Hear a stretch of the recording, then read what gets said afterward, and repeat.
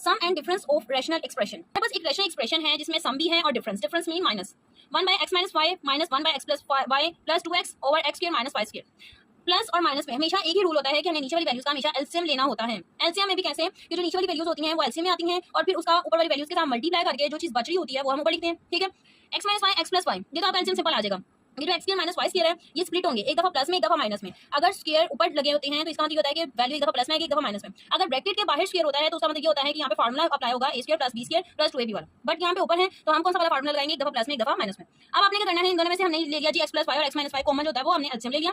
x - y cut गया, पीछे क्या रह गया, x + y ऊपर लिख दिया।